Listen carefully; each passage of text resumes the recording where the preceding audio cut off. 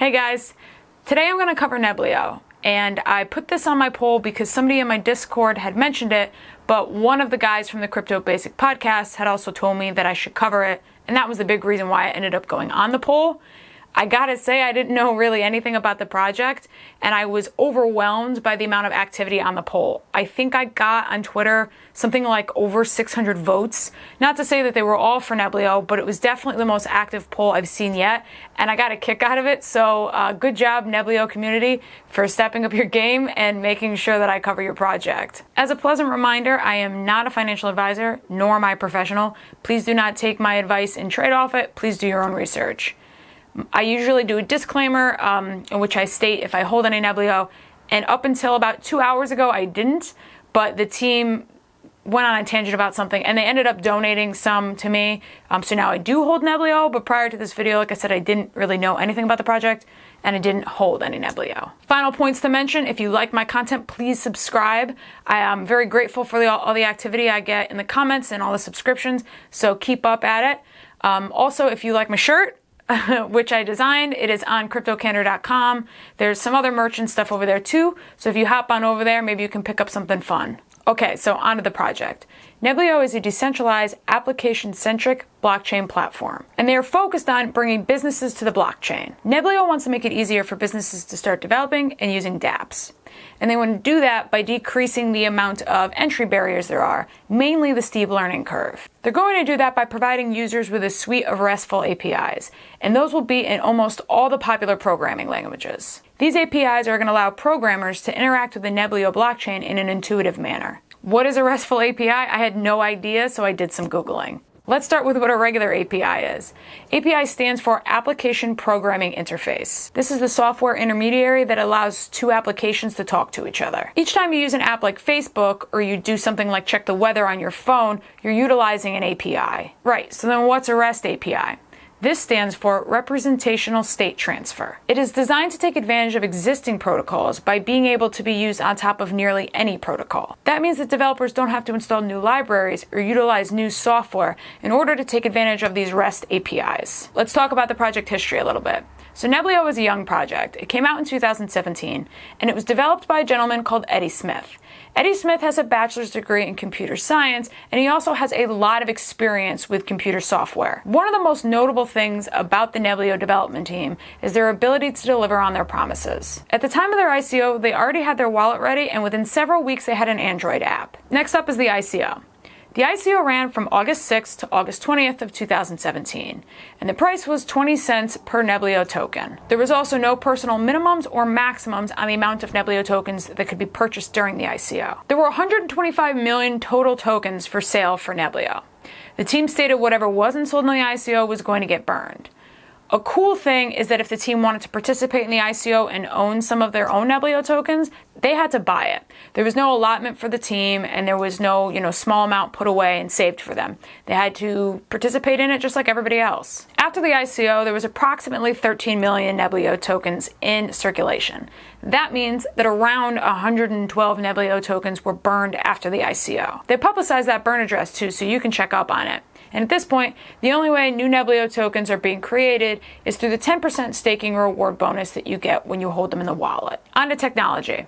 So Neblio is an open source proof of stake project. It runs on its own blockchain, which is powered by the Neblio token. Neblio has a block time of 2 minutes, and they have a block reward of 10% of your stake tokens. The current transactions per second are 25 to 30. The team states they're doing that to prevent any blocks from being empty. They also state that the project is scalable when it is necessary. Neblio has very specific goals. The first one is to create a blockchain with nearly limitless applications.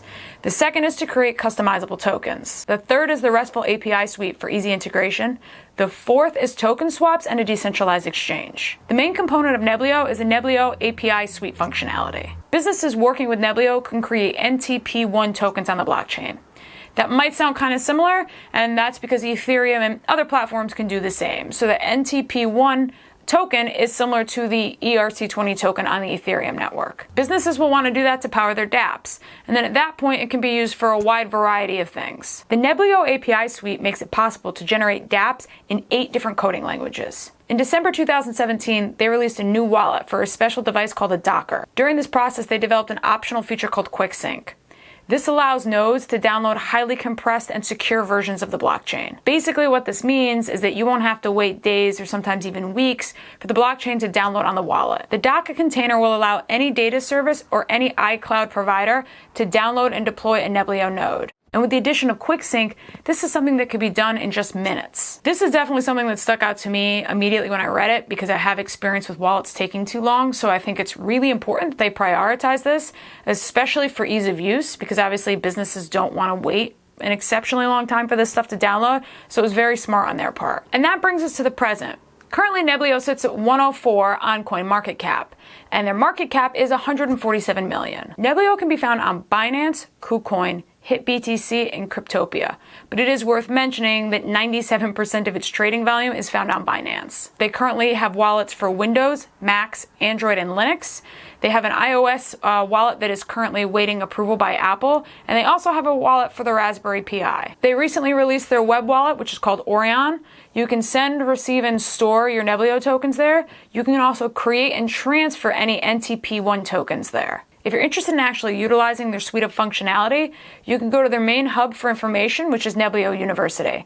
There they have all their APIs and all their technical documentation. Literally right before I started recording, there was an announcement from the team that they released their version 1.1 of their Neblio APIs, and those are up on Neblio University, so you can go check them out. For the future and upcoming, they said in Q2 they're going to be doing a marketing campaign, and they're also going to be finalizing the release of the rest of their APIs. They're also planning the beta launch of the Neblio API version 2 solution. Neblio may not be making any cutting-edge advancements as far as development in the crypto world goes, but they are streamlining the ease of making businesses get on the blockchain much easier. And ultimately, that's going to bring in a lot more adoption and help crypto as a whole. There's also a website that was made by a Neblio community member that shows all the ICOs that are coming up on Neblio and all of the current projects that are running on the Neblio blockchain. On to the pros. No frills would be the first one. All the information that I needed was very easy to find. There's no secrets, there's no drama. They've picked a very specific thing that they want to focus on and improve on, and they're doing a great job doing that so far. Neblio's white paper was one of the very few that I read that made me feel like I could kind of understand what was going on. And that makes sense, and I was reading online that people's opinions on that is because they plan on obviously onboarding a lot of companies, and not everybody's going to understand all of this crypto blockchain jargon all the time, so it behooves them to make the white paper more digestible for the common person. Unlike a lot of other projects in the space, Neblio has a working product. They continue to meet deadlines, and sometimes they're even early on deadlines. Not to mention their community is extremely passionate. As I mentioned before, my poll was overwhelmed by them. So that's a great thing. I'm actually still pretty surprised that I didn't hear about the project considering how involved the community is. Next up is the cons. Competition would be the first one, and it would be probably the biggest one. Obviously, Ethereum, Lisk, Neo, EOS, those are all the ones that are major competitors with Neblio. The competition is pretty stiff, but considering they have a working project, they have good tech, and they're not trying to reinvent the wheel, I think that they're in a good place. Marketing I see as a downside simply because the project isn't really talked about. And considering what they're doing, they're helping in mass adopting crypto to bring in all this new fiat. I'm surprised that it's not talked about more because it's definitely a cool project, but that would be a downside for them. I think that comparatively to the other platforms, they should probably be higher in market cap. Team size. The Neblio team is pretty small, and that might make people turn away when they see it because they're used to seeing huge team pages with all these advisors and stuff. But it doesn't mean that what they're pumping out isn't quality, and again, they seem to be meeting all of their deadlines or pumping out stuff sooner, so obviously the size of their team hasn't been affecting their work ethic. The good news about these cons is the majority of these will be solved once the team gets larger and gets more exposure and people know about it.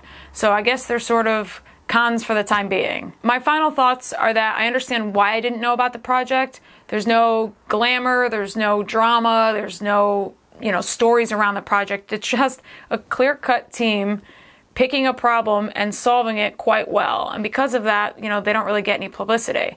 So I understand that concept.